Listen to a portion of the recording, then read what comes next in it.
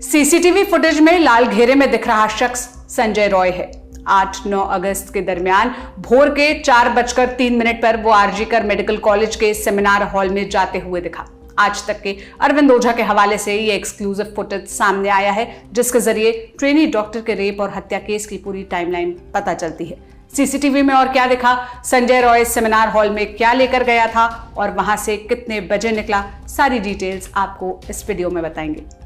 पहले तो ये बताते चले कि अरविंद ओझा के हवाले से जो सीसीटीवी सामने आया है, ये उस घटना का पहला पुख्ता सबूत है जिसमें साफ तौर पर आरोपी संजय रॉय नजर आ रहा है। कोलकाता के आरजीकर मेडिकल कॉलेज के सेमिनार हॉल में 9 अगस्त को 31 साल की ट्रेनी डॉक्टर की रेप कर हत्या कर दी गई थी। ये फुटेज सेमिनार हॉल के पास के कैमरे का है। इसमें 4:03 पर आरोपी संजय रॉय सेमिनार हॉल के अंदर घुसते दिख रहा है। जब वो अंदर जा रहा था तो उसके गले में ब्लूटूथ था, लेकिन जब वो बाहर निकला तो उसके गले से ब्लूटूथ गायब था। फुटेज में संजय जीन्स और टी-शर्ट पहने नजर आ रहा है और उसके हाथ में हेलमेट भी है। इस तरह का हेलमेट कोलकाता पुलिस के अधिकारी इस्तेमाल करते हैं, जो वर्दी का हिस्सा है। बताते चले कि इसी सीसीटीवी के आधार पर पुलिस ने संजय रॉय को अरेस्ट किया और इसी से केस की पूरी टाइमलाइन पता चलती है। आज तक की रिपोर्ट के मुताबिक सीसीटीवी के आधार पर पता चलता है कि 3:42 पर आरोपी संजय रॉय आरजीकर मेडिकल कॉलेज के गेट से अंदर घुसता है और गेट के पास बाइक पार्क करता है। 3:48 पर संजय रॉय इमरजेंसी बिल्डिंग में घुसते हुए दिखाई देता है और बिल्डिंग के रैंप पर नजर आता है। 4:03 पर घटनास्थल यानी जो सेमिनार हॉल है उसके पास संजय रॉय तीसरी मंजिल के गलियारे में नजर आता है।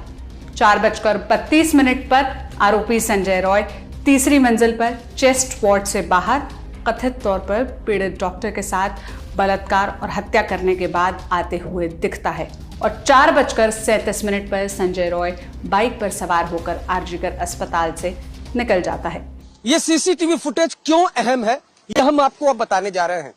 एक तो 9 अगस्त को संजय रॉय की अस्पताल में मौजूदगी ये साबित करता है। दूसरा ये कि सीसीटीवी फुटेज अगर आप देखें तो उसमें गले में ब्लूटूथ लटका हुआ है, लेकिन जब वो वापस आता है तो वो ब्लूटूथ उसके गले में नहीं होता है, वो सीसीटीवी में दिखाई दे रहा है। वो ब्लूटूथ क्राइम सीन पर पीड़िता के जो सामने है वहां पर छूट गया था और जो कोलकाता पुलिस ने रिकवर किया था। उसके बाद जब संजय रॉय को गिरफ्तार किया जाता है तो उसके फोन से वो ब्लूटूथ कनेक्ट हो जाता है और यही सबसे बड़ा एविडेंस साबित होता है। तो ये सीसीटीवी अगर फुटेज आप देखें तो इसमें संजय रॉय आपको दिखाई दे रहा होगा।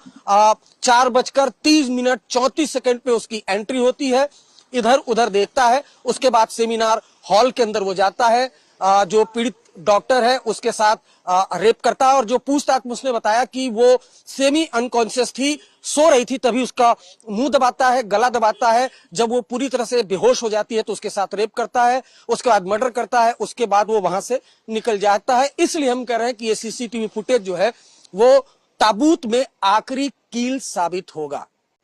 यानी इसी समय के बीच आरोपी संजय रॉय ने रेप और हत्या की वारदात को अंजाम दिया। वहीं ट्रेनी डॉक्टर की पोस्टमार्टम रिपोर्ट से हत्या के पहले रेप की पुष्टि हो चुकी है। उनके शरीर के बाहरी हिस्से में 16 जगह चोट के निशान मिले और शरीर के अंदरूनी हिस्से में 9 जगह जख्म पाए गए। वहीं इस केस पर 22 अगस्त को सुप्रीम कोर्ट में सीजेआई डीवाई चंद्रचूड़ की अध्यक्षता वाली बेंच ने सुनवाई की। वहां सीबीआई ने इस केस की स्टेटस रिपोर्ट सौंपते हुए कहा कि घटना के बाद क्राइम सीन में छेड़छाड़ हुई है। क्राइम सीन की सुरक्षा करने में कोलकाता पुलिस पूरी तरह विफल रही।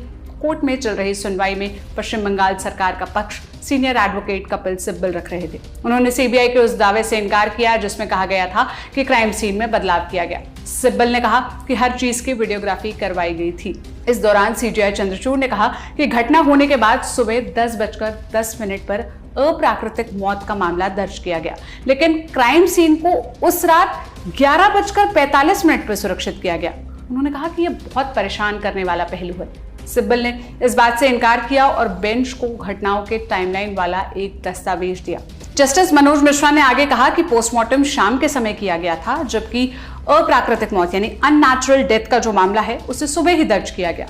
सुप्रीम कोर्ट ने सवाल किया कि पोस्टमार्टम के बाद ही अपराध स्थल को सुरक्षित क्यों किया गया। अंततः सीजेआई ने ममता सरकार और कोलकाता पुलिस का पक्ष रखने वाले वकील कपिल सिब्बल से कहा कि वो केस डायरी सबमिट करें। इस मामले की अगली सुनवाई 5 सितंबर को है। जो भी अपडेट आएगा हम आप तक पहुंचाते रहेंगे। इस खबर